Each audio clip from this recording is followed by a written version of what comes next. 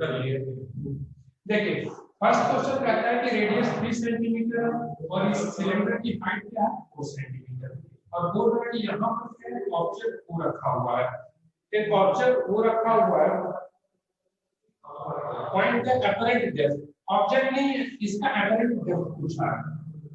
इसका जब apparent depth पूछा है तो आप लोगों को अच्छी तरह से पता होगा कि आप लोग नॉर्मली प्रैक्टिकल लाइफ में भी देख लोगे कि ग्लास में अगर किसी बीकर में पानी रखा हो तो ऊपर से देखते हैं उसका सरफेस में क्या दिखता है, थोड़ा ऊपर उठा हुआ दिखता है। तो उसी तरह से ये जो इसका ये सरफेस है, ये सरफेस भी क्या दिखेगा, कुछ ऊपर दिखेगा। ठीक है, चलिए हम रे डायग्राम इसका ड्रॉ करते हैं।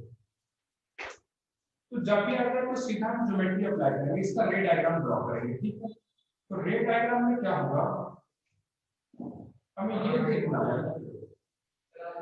कि यहाँ से क्वेश्चन ये बोल रहा है कि कॉर्नर बीकर के कॉर्नर, क्वेश्चन क्या बोल रहा है, consider the light from object leaving the beaker through a corner. ठीक है, if the ray along the beaker is used to locate the image find its apparent depth. ठीक है, अब यहाँ से बीकर जो है कॉर्नर से रिफ्रैक्ट हो रही है, तो ये देखो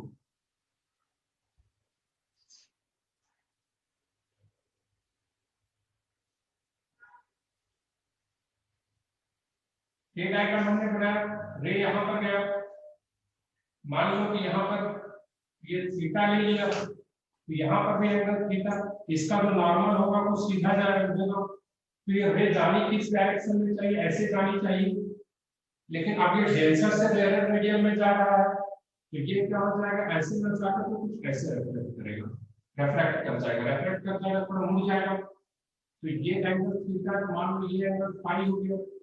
तो अब ये लाइट कहां पर आकर के स्ट्राइक करेगा, इस पॉइंट पर, और ये जो यहाँ पर ऑब्जेक्ट है उसका इमेज कहां बनेगा, इस पॉइंट पर। ठीक है, आगे हमें उस यहाँ से जो हाइट दिखेगी हमें, मान लो वो हाइट हमें कितना डेप्थ दिखेगा, डी। ठीक है, ये एंगल फाई है, ये भी एंगल क्या हो जाएगा, फाई। ठीक है, इसे हमने ओ नाम दिया है, इसे हमने आई नाम दिया है, इसका नाम हम ए दे देते हैं और इसका नाम हम क्या दे देते हैं, बी। हमें एक्चुअली फाइंड क्या करना है, आई बी, और साथ ही इसका रिफ्रैक्टिव इंडेक्स दे दिया है, वाटर का रिफ्रैक्टिव इंडेक्स, इसका म्यू जो है, इसमें वाटर जो है उसका रिफ्रैक्टिव इंडेक्स क्या, 4/3। ठीक है, हमें क्या फाइंड करना है, ये लेंथ फाइंड करना है, हमें अपरेंट डेप्थ फाइंड करना है। तो ध्यान से देखिएगा, अब हमें देखो क्वेश्चन जब हम सॉल्व करते हैं तो हमारे पास तो सबसे फर्स्ट इसको आता है कि हम क्वेश्चन को अटेम्प्ट कहां से शुरू करें, क्वेश्चन स्टार्ट कहां से करें। तो हम सबसे पहले देखेंगे, पहले भी बता चुका हूं, क्वेश्चन उल्टा लेकर के चलते हैं, हमें क्या मांगा जा रहा है उसके बारे में सोचते हैं, हमें क्या मांगा जा रहा है, डेप्थ मांगा जा रहा है, डेप्थ। तो हम ये सोचेंगे हम कौन सा रिलेशन लगाएं कि डेप्थ हमारे पास आ जाए। तो हमें डेप्थ कैलकुलेट करने के लिए जाएंगे, देखो ए पी हमें बी ए गिवन है 3 सेंटीमीटर, ये डेप्थ के लिए हम यहाँ पर ट्रायंगल ए बी आई में लेंगे, हमें डेप्थ कितना किस में आ रहा है, from triangle A B I, A B I में क्या लिख देंगे, tan phi is equal to perpendicular क्या है, ए बी, और ये क्या है, डेप्थ डी, ए पूछा गया डेप्थ ऑफ इमेज, तो यहां से हम b इक्वल टू क्या हो गया, ए बी की वैल्यू कितनी है, 3 centimetre, 3 centimetre upon tan of equation 1। और अगर हम tan ऑफ फाई निकाल लें तो अपना काम हो जाएगा। तो चलो फाई निकालने के लिए हम चलते हैं, फाई निकालने के लिए जब हम चलते हैं तो अब हम क्या लेंगे, यहाँ पर थीटा और ये क्या होगा, फाई। ठीक है, तो देखते हैं, इसका हम स्नेल्स लॉ लिखते हैं। स्नेल्स लॉ जब हम लिखेंगे तो स्नेल्स लॉ यहाँ पर लिखेंगे at the point of reflection, at the point of reflection हमारा टारगेट क्या, फाई कैलकुलेट करने का। At the point of reflection यहाँ पर क्या गिवन है, यहाँ पर क्या लिखेंगे, mu into sin theta is equal to 1 into sin phi, क्योंकि यहाँ का एयर है बाहर में हमारा मीडियम पे क्या है एयर, ठीक है। यहाँ का म्यू क्या हो गया 4/3 into sine theta is equal to sine phi. देखो अपना क्या है, अगर थीटा मिल जाए तो काम हो जाएगा। देखो थीटा के लिए हम चाहते हैं, तो ये देखो ये हाइट 4 गिवन है, ये हाइट 3 गिवन है, तो ये हाइट क्या हो जाएगा 5। तो अगर हम यहाँ पर साइन थीटा लिखने के लिए जाएंगे तो साइन थीटा लिख सकते हैं 3/5। यहाँ पर हम लिख सकते हैं sine theta is equal to, जगह है हाँ, sine theta 4/3 into sine theta को क्या लिख सकते हैं 3/5 इज इक्वल टू साइन 5। तो 3 से 3 कैंसिल हो गया, यहाँ पर क्या आ गया साइन 5 इज इक्वल टू कितना आ गया 4/5। अब आप लोग को पता है कि साइन 5 इज इक्वल टू 4/5 किस एंगल पर होता है, angle is equal to 53 degree पर होता है। 4/5 क्या होता है 53 डिग्री पर, कहां से आ गया नहीं पता। देखो आप लोग को ये तो पता होगा कि tan 37 डिग्री कितना होता है 3/4, ठीक है tan 37, तो ये वाला एंगल कितना हो गया 53 डिग्री। तो देखो sin 53 क्या हो गया परपेंडिकुलर हाइपोटेन्यूज 4/5। जब sin फाई हमारा 4/5 हो गया तो यहां से हम क्या कैलकुलेट करेंगे tan of 53 degree, tan of 53 degree क्या हो जाएगा 4/3, tan of 53 डिग्री क्या हो जाएगा 4/3, क्योंकि 5 की वैल्यू आ गया।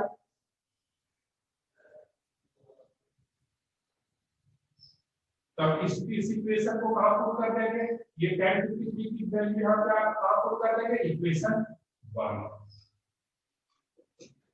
तो जो डेप्थ हमें दिखाएगा अपरेंट डेप्थ जो दिखेगा वो क्या हो जाएगा 3 सेंटीमीटर अपॉन tan फाई क्या हो जाएगा 4 into 3 यानी क्या हो जाएगा 9/2 सेंटीमीटर।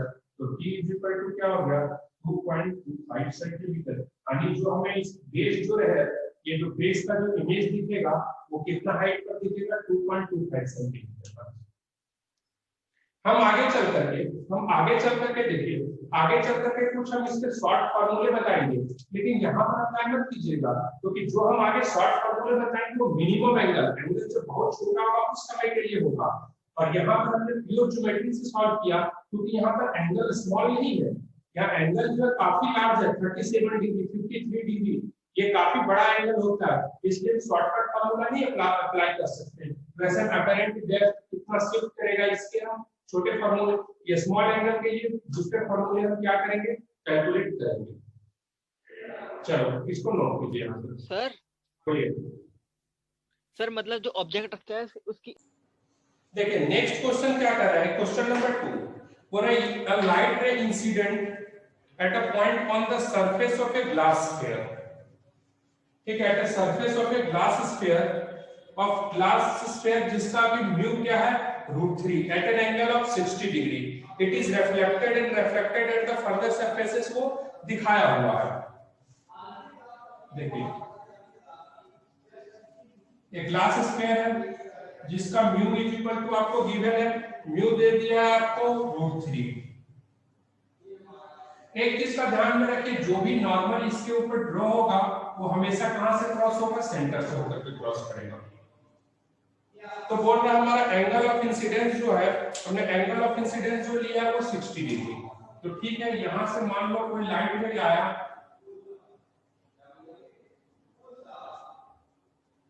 एंगल ऑफ इंसिडेंस कितना होगा 60 डिग्री। अब देखो ये रेयर से डेंसर की तरफ में आ रहा है, तो इधर एक्चुअल पार्ट तो इधर है, लेकिन ये क्या होगा टुवर्ड द नॉर्मल कुछ क्या करेगा डेविएट करेगा, ये डेविएट कर गया, ठीक है। तो यहां पर अब देखो इस पॉइंट के ऊपर नॉर्मल ड्रॉ करेंगे, इधर जाएगा। अब देखो यहां पर कुछ वो एंगल मान लो कि एंगल थीटा के ऊपर इंसिडेंस कर रहा है, ठीक है। तो बोल रहे हैं रिफ्लेक्शन भी हो रहा है रिफ्रैक्शन भी हो रहा है, हम दोनों को देखेंगे एक करके। ये एक्चुअल इधर जाना चाहेगा लेकिन बाहर है, डेंसर से रेयर में away from the normal, away from the normal आ गया, इधर आ गया। और ये रिफ्लेक्टेड रे कितना हो जाएगा, यहाँ पर एंगल थीटा बना है तो ये भी एंगल थीटा बना करके रिफ्लेक्ट कर दिया। आपसे जो क्वेश्चन पूछा जा रहा है, ये रिफ्लेक्टेड, इसको रे ए मान लो और ये बी मान लो।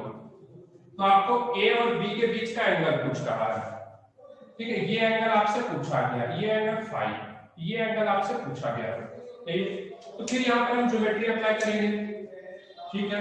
ज्योमेट्री कैसे अप्लाई करेंगे देख लीजिए। अगर यहाँ पर ये एंगल थीटा है, ये एंगल थीटा अगर है तो ये भी एंगल थीटा रहेगा। आप सब अच्छी तरह से जानते हैं कि साइड, ये जो साइड है इस ट्रायंगल का वो क्या सेम है, तो क्या हो जाएगा एंगल सेम रहेगा थीटा।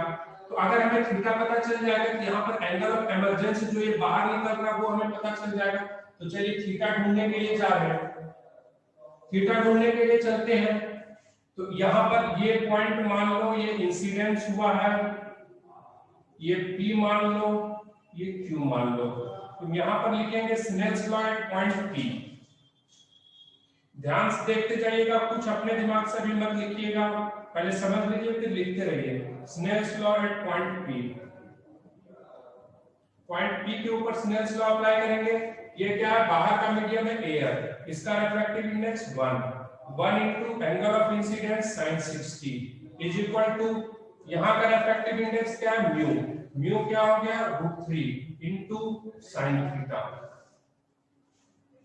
ठीक है। sin 60 की वैल्यू कितनी होती है,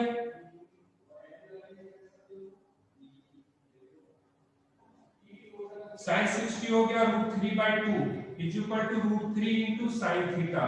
√3 से √3 कैंसिल हो गया, sin theta is equal to 1/2 आया, तो थीटा इज इक्वल टू कितनी हो गई 30 डिग्री। थीटा की वैल्यू कितना हो गया 30 डिग्री, ठीक है। अब देखो थीटा का वैल्यू 30 डिग्री हो गया। अब हम ई का वैल्यू यानी ये एंगल का भी हमें पता चल गया थीटा 30 डिग्री। अब हम कैलकुलेट करने के लिए किसको जा रहे हैं, ई को, एंगल ऑफ रिफ्रैक्शन को, सॉरी एंगल ऑफ इमरजेंस को। तो अब हम यहाँ क्या लिखेंगे, Snell's law at point Q, point Q के ऊपर स्नेल्स लॉ लगा देंगे।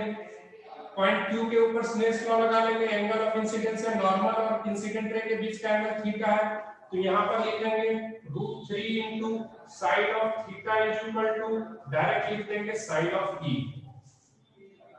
कुछ बच्चों के दिमाग में आ रहा होगा कि कल हमने बोला स्लैब के केस में एंगल ऑफ इंसिडेंस और एंगल ऑफ इमरजेंस सेम होगा, तो बच्चे वहां पर स्लैब का केस हमने बोला है, सिर्फ और सिर्फ स्लैब के केस में वैसा होगा, हर केस में अप्लाई मत कर दीजिएगा, ठीक है। तो यहाँ पर क्या हो गया √3 और sin 30, theta is equal to है theta is equal to sin e। तो यहाँ पर क्या हो गया sin 30 1/2 होता है, √3/2 is equal to sin e। अच्छी बात है कि यहाँ पर भी e की वैल्यू क्या आ रही है सेम 60 डिग्री आ रही है, ठीक है। इसमें अच्छी बात है नहीं आएगी क्या, हमेशा इक्वल नहीं आएगी ये, हमेशा इक्वल आज, लेकिन इसको इस कंडीशन में मान करके नहीं चलना है। क्योंकि अभी देखो अगर यहाँ पर बोल दी तभी प्रिज्म आएगा, प्रिज्म के केसेस में चेंज होगा, यहाँ पर तो इक्वल आ भी जाएगा इस केस में, लेकिन अभी इक्वल लेकर के नहीं चलना है आपको, ठीक है। ठीक है, एक बार हम कैलकुलेट करके देख लेंगे, कहीं कुछ वेरिएशन आ गया कुछ आ गया तो वहां चेंज हो जाता है, ठीक है। तो यहाँ पर क्या हो जाएगा, तो ये 60 डिग्री हो गया, ठीक है। तो अब आगे लेकर के चलेंगे, e is equal to 60 degree हो गया। तो अब ये देखो ये एंगल ये 60 डिग्री हो गया, ये एंगल ये थीटा 30 डिग्री हो गया। तो यहाँ पर हम लिख सकते हैं theta plus 5 plus e is equal to कितना हो जाएगा 180 डिग्री। ये नॉर्मल है, एक साइड में एंगल 180 डिग्री रहेगा, 30 आया plus 5 plus 60 is equal to 180 degree. तो 5 इज इक्वल टू क्या हो जाएगा 90 डिग्री, 5 इज इक्वल टू क्या हो जाएगा 90 डिग्री। चलिए इसका स्क्रीनशॉट लीजिए, आगे बढ़ते हैं।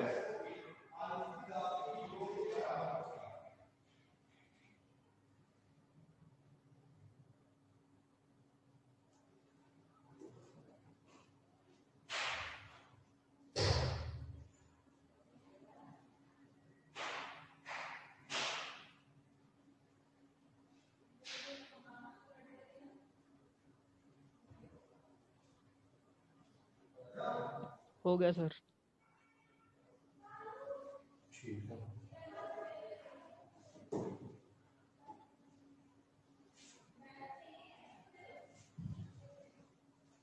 नेक्स्ट क्वेश्चन पढ़िए फटाफट।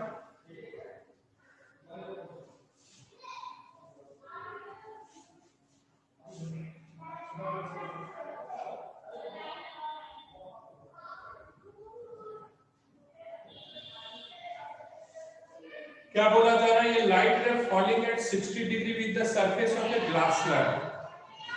ध्यान दीजिएगा, surface of a glass slab से 60 डिग्री। चलिए ग्लास स्लैब,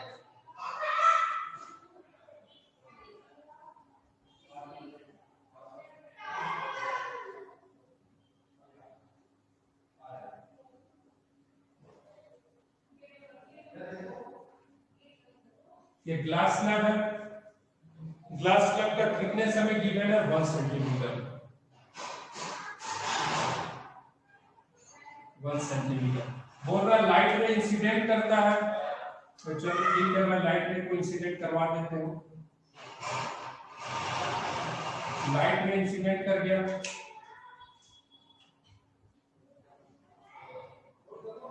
ध्यान से देखिए क्वेश्चन क्या बोल रहा है, एंगल कहां से बन रहा है? सरफेस से 60 डिग्री का एंगल बन रहा है, ठीक है। और ये सरफेस से 60 डिग्री का एंगल बना रहा है, ठीक है।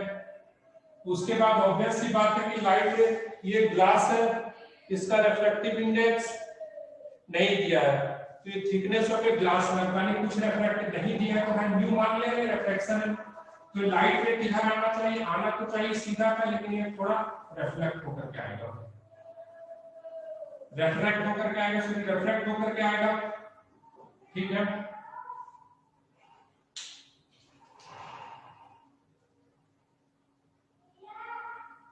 रिफ्लेक्ट होकर के आएगा और अब ये क्या कैसे चला जाएगा? कुछ इस डायरेक्शन में, इस डायरेक्शन में जाएगा। आप देखो अब प्रॉब्लम ये है, सेकंड लाइन में बोला है one and refracted at angle 75 degree, 75 degree from the surface. ये सरफेस से कितना एंगल बना रहा है? 75 डिग्री। तो सबसे पहले तो हमें आपको कंफ्यूज कर दिया है, अगर हम लैंग्वेज अच्छे से नहीं पढ़ेंगे तो इसको 60 लिखेंगे और इसको 75 लिखेंगे और सारा कंफ्यूजन आ जाता है। तो लैंग्वेज ध्यान से पढ़ेंगे, उसके बाद हमें ये पता चल जाएगा कि सरफेस से ये 60 है तो ये एंगल 30 हो जाएगा और ये एंगल कितना हो जाएगा? 50 डिग्री, ठीक है। ये एंगल 30, ये भी एंगल 30 हो जाएगा, ये एंगल भी क्या, ये एंगल क्या हो जाएगा? 50 डिग्री। लेकिन देखते हैं क्वेश्चन हमसे पूछ क्या रहा है? पूछ रहा है calculate the time taken by the light to cross the slab.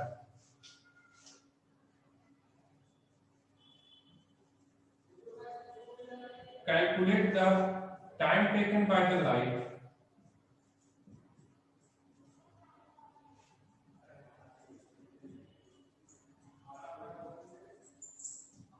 light to cross the slab. Slab को क्रॉस करने में कितना टाइम लगेगा, ठीक है। मान लो ये पॉइंट ए है, ये पॉइंट बी है, ठीक है। तो टाइम टेकन का टाइम कितना लगेगा? तो अब देखो s इक्वल टू क्या होता है? u into t। तो टाइम टेकन s कितना लेंथ कवर करना है? ये देखो यहां से यहां तक लेंथ कवर करना है, तो कितना हो गया? a b, और यहां पर लाइट की वेलोसिटी v है। मान लो कि अंदर में लाइट की वेलोसिटी क्या है? v है, तो इतना ही टाइम लगेगा। तो अब आपको फाइंड क्या करना है? सबसे पहली बात है ए बी फाइंड करने के लिए हम जाएंगे। अब हमें क्या फाइंड करना है? ए बी और बी फाइंड करना है और अपना काम हो जाएगा, ठीक है। अब हम ए बी और बी फाइंड करने के लिए जान रहे हैं, ए बी सी लिख लीजिए। ए बी फाइंड करने के लिए जाएंगे तो यहां पर देखेंगे from triangle A C B, A C का थिकनेस हमें 1 सेंटीमीटर गिवन है और हमें ये चाहिए इन दोनों का रिलेशन क्या होता है? बेस और हाइपोटेन्यूज का रिलेशन क्या होता है? cos 15 degree is equal to base यानी कि AC और ये क्या हो गया? AB, ठीक है। तो यहां से AB इज इक्वल टू क्या निकल जाएगा? AC की वैल्यू लिख देंगे 1 सेंटीमीटर अपॉन cos ऑफ 15, यानी 1 अपॉन cos 15 सेंटीमीटर हो जाएगा। 1 अपॉन cos 15 डिग्री सेंटीमीटर। अभी हम नहीं लिख रहे cos 15 की वैल्यू क्या लिखना है, क्या नहीं लिखना, भी नहीं लिखते हैं, रहने देते, लास्ट में लिखेंगे, देखते हैं क्या होता है। तो एक काम तो हम कर चुके हैं, एबी की वैल्यू कैलकुलेट कर चुके हैं। अब हमें किसकी वैल्यू फाइंड करनी है, बी की value.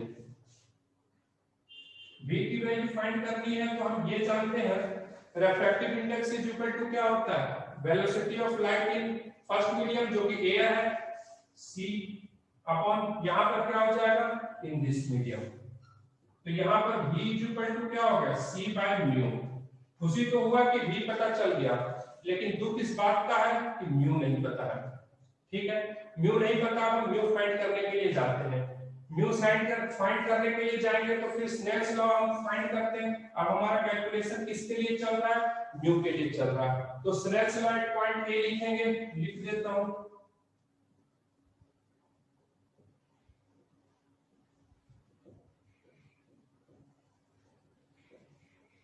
Snell's law at point A लिखेंगे, ए पॉइंट के ऊपर स्नेल्स लॉ लिखेंगे तो क्या हो जाएगा 1 into sin 30, 1 into sin 30 is equal to mu into cos 15। ठीक है, कोई प्रॉब्लम यहां तक नहीं?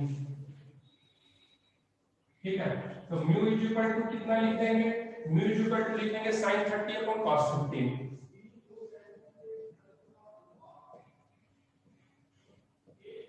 देख रहे हैं दो अलग अलग वैल्यू लिखना पड़ता है, तो कुछ करते हैं, कोशिश मिनिमाइज करने का कोशिश करते हैं। sin 30 को हम लिख सकते हैं 2 sin 15 into cos 15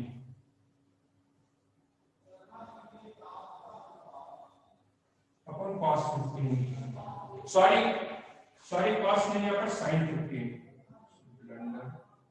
sin 15, यहाँ भी sin 15, यहाँ भी क्या हो गया sin 15 डिग्री। ये कैंसिल आउट हो गया, तो म्यू इज इक्वल टू क्या हो गया 2 cos 15 डिग्री। तो mu is equal to 2 cos 15 degree.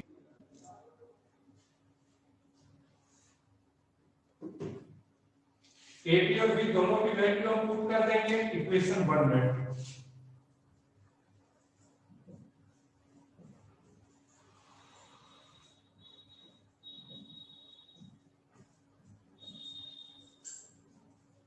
Equation 1 में पुट करेंगे तो पुट करते हैं, तो t is equal to ab की वैल्यू क्या है 1 अपॉन cos 15। अब सेंटीमीटर को मीटर में अगर कन्वर्ट करेंगे तो 1 सेंटीमीटर को मीटर में कन्वर्ट कर दो, 10 raise to power -2 metre upon cos 15। इसलिए हमने मीटर सेंटीमीटर में कन्वर्ट किया कि हमारी सारे यूनिट क्या रहे थे, डेसिमल यूनिट में, इसलिए सेंटीमीटर को हमने मीटर में कन्वर्ट कर दिया। v की वैल्यू v नीचे में था, v की वैल्यू क्या लिखेंगे c, और ऊपर चल जाके कितना हो जाएगा 2 cos 15 degree. cos 15 degree cos 15 degree cancel हो गया, तो यहां पर t इज इक्वल टू, ठीक है, यहां पर ले लेते हैं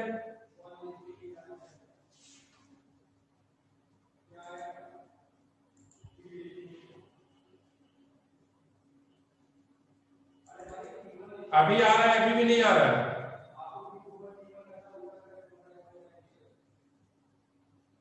बोलिए। सब सही है।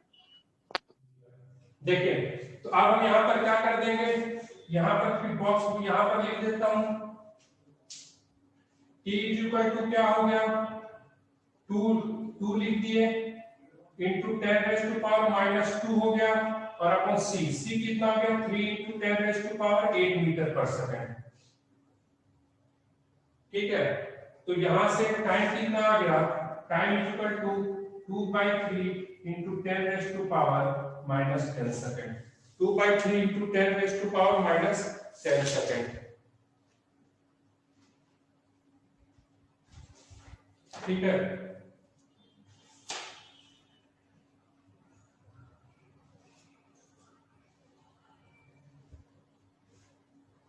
क्वेश्चन में जब शायद मैं एक मिनट रुकिए, अटेम्प्ट किया जा रहा है। ठीक है, ये नीचे वाला नहीं दिख रहा है क्या, नहीं दिख रहा है, सही है, चलिए दिख रहा है sir. Very good. Sir board blur है बस थोड़ा सा। क्या सबके लिए ब्लर? ठीक है,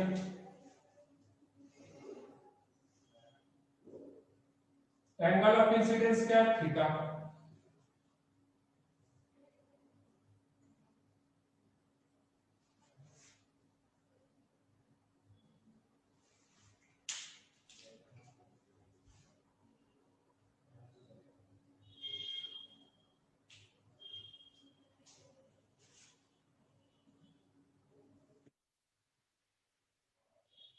ठीक है, ठीक है, तो एंगल थीटा आ रहा है और अब एंगल ऑफ इंसिडेंस यहाँ पर क्या है?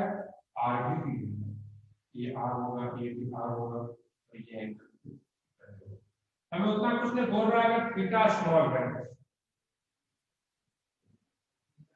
तो लेटरल डिस्प्लेसमेंट जो ये है वो कितना हो जाएगा? लेटरल डिस्प्लेसमेंट जो है कितना प्रूव करने के लिए बोला है? T theta mu minus 1 by mu, T theta mu minus 1 by mu. इसको एकदम स्टैंडर्ड रिजल्ट की तरह आपको याद रखना है। यानी थीटा अगर लेस देन 10 डिग्री होगा तो हम वहां पर इसको अप्लाई कर सकते हैं, एकदम ऐसा स्टैंडर्ड रिजल्ट याद रखना है। चलिए इसको प्रूव करते हैं। ठीक है, हम जनरली क्या जानते हैं? Lateral displacement is equal to क्या होता है? T upon cos r into sin of I minus r। ठीक है, तो यहाँ पर लिख देंगे delta is equal to t upon cos r sin I into cos r minus of cos I into sin r। आप लोगों को ये कॉन्सेप्ट पता होगा, कई बार मैं बता चुका हूँ कि theta is very less then sin theta is nearly equal to tan theta is nearly equal to theta and cos theta is nearly equal to 1। ठीक है, इसको ध्यान में रखिएगा। ठीक है, तो यहाँ पर डेल्टा इज इक्वल टू क्या लिखेंगे? T upon. अब देखो भाई, जब थीटा स्मॉल है तो आर तो ऑब्वियस सी बात है कि स्मॉल रहेगा ही। भाई जब थीटा ऑलरेडी छोटा है तो आर तो और भी छोटा होगा। अगर यहाँ पर अकॉर्डिंग टू क्वेश्चन यहाँ पर लिख देते हैं थीटा आपको दिया और very small according to question, तो अकॉर्डिंग टू ग्रे डायग्राम क्या होगा? ये और भी स्मॉल रहेगा, ये भी वेरी स्मॉल रहेगा, तो यहाँ पर t by 1 लिख देंगे। sin I का I लिखेंगे, cos r is very small.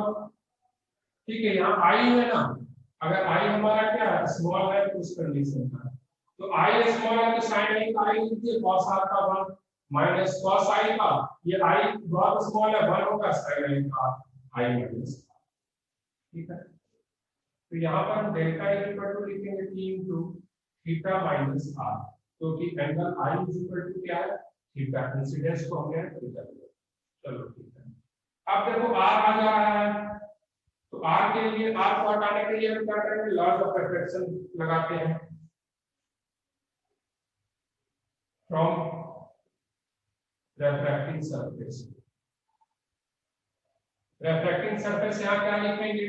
sin theta is equal to mu into sin r।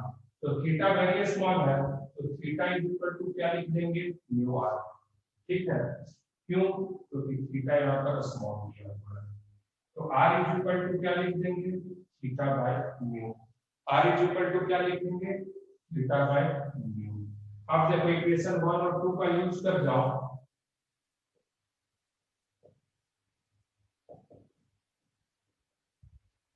कोई डाउट है पूछ लीजिए।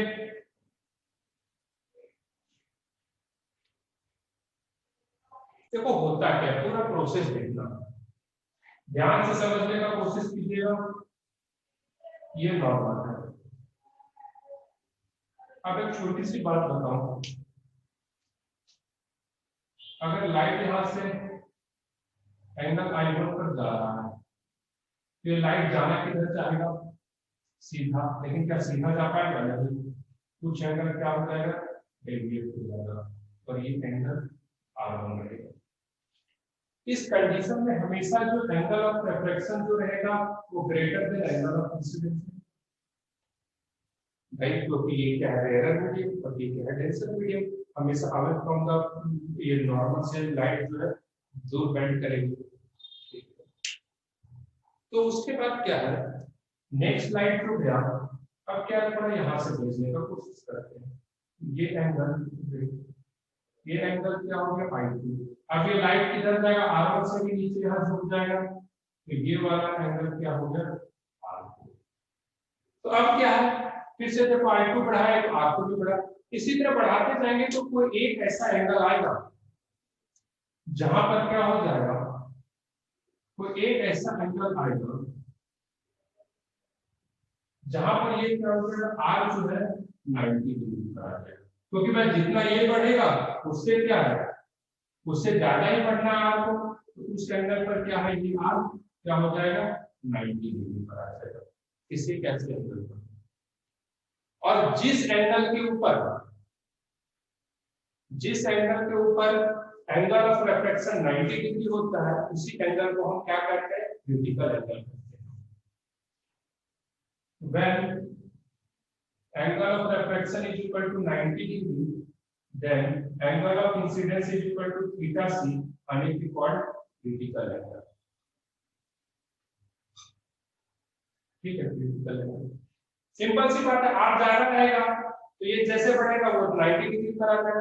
अब देखते हैं आगे क्या होता है। जब इससे हम दूर लेकर के जाते हैं, जब इससे जो हम दूर लेकर के जाते हैं, अब एंगल ऑफ इंसिडेंस हमारा ग्रेटर है, ये क्या हो जाएगा, इस एंगल को हम I इक्वल टू क्या कहेंगे, थीटा सी। ये क्रिटिकल एंगल जब हम इससे दूर लेकर के जाते हैं, जैसे कि अब हमने बना दिया, मान लो angle I dash which is greater than theta C. तो यहाँ पर अब ये क्या हो जाएगा, अब जो लाइट जो है वो सारा का सारा क्या हो जाएगा, इसी डायरेक्शन में आ जाएगा। तो ये जो एंगल बनेगा वो क्या बनेगा, I डैश। समझ में आ रहा है। और इसी फेनोमेना को हम क्या कहते हैं, टोटल इंटरनल रिफ्लेक्शन। होता क्या है, जब शुरू में लाइट यहाँ से जा रहा होगा, ये लाइट जा रहा है, ये और ये रिफ्लेक्ट कर रहा है, इसको कुछ रिफ्लेक्ट कर रहा है, कुछ रिफ्लेक्ट कर रहा है, क्योंकि हर जगह पर तो दोनों चीजें होती है, रिफ्लेक्शन एब्जॉर्प्शन सारी चीजें होती है। लेकिन जब ये PIR होगा तो रिफ्रैक्शन कंप्लीटली जीरो होगा, क्योंकि बाहर लाइट जा ही नहीं सकता है, क्योंकि यहाँ पर तो इसी क्रिटिकल एंगल पर ये 90 डिग्री बन चुका है। अब उससे जब हम बढ़ाएंगे तो लाइट बाहर जा ही नहीं सकते, इसलिए कंप्लीट लाइट क्या होगा, सेम मीडियम में बाउंस बैक कर जाएगा। ठीक है, कंप्लीट है, इसकी इंटेंसिटी क्या होती है, सबसे ज्यादा होती है। ठीक है, इसी फेनोमेना को हम क्या कहते हैं, टोटल इंटरनल रिफ्लेक्शन। हम लिख सकते हैं when light ray travels from denser medium to rarer medium, इसका डेफिनेशन लिख देता हूं। when light ray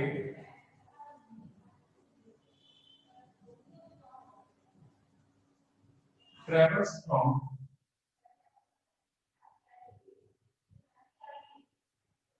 denser medium to rarer medium, then after some angle, then after some fixed angle, some fixed angle मतलब कि क्या, कौन सा angle, critical. then after some fixed angle all light are reflected back in the same medium,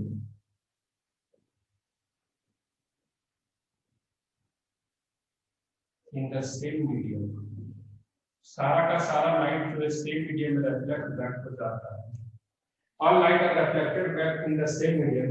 This phenomena is called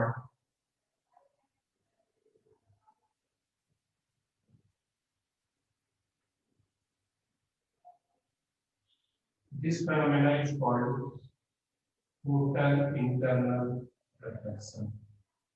ठीक है, कोई आपसे पूछेगा क्रिटिकल एंगल क्या होता है, व्हाट इज क्रिटिकल एंगल, तो आप खुद से डिफाइन करेंगे कि when light ray travel from denser to rarer medium, then at which incidence angle of refraction will be 90 degree, then this angle of incidence is known as critical angle.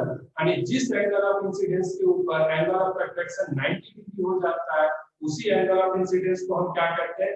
Critical angle कहते हैं। ठीक है, चलिए यहाँ तक इसको note down कर लीजिए। अभी बैठ करके सारे क्वेश्चन खुद से सॉल्व कीजिएगा, नोट डाउन कीजिएगा और पूरा ऑप्टिक्स का रिवीजन कर लीजिएगा। अभी जितना पढ़ा दिया उतना ही रिवीजन करने में 2 दिन लगेंगे, 1-1.5 दिन लग जाएगा। इसलिए आज बैठ करके पूरे ऑप्टिक्स का रिवीजन कर लीजिएगा, कल मैं आपसे क्वेश्चन पूछूंगा। ठीक है, और फिर से बोल रहा हूँ, जैसे जैसे बोलते जा रहा हूँ वैसे वैसे करते जाइए। आप लोग जितना सोच नहीं रहे हैं उससे ज्यादा आप लोगों का मार्क्स आ जाएगा इधर अपने सब्जेक्ट में, इससे आगे।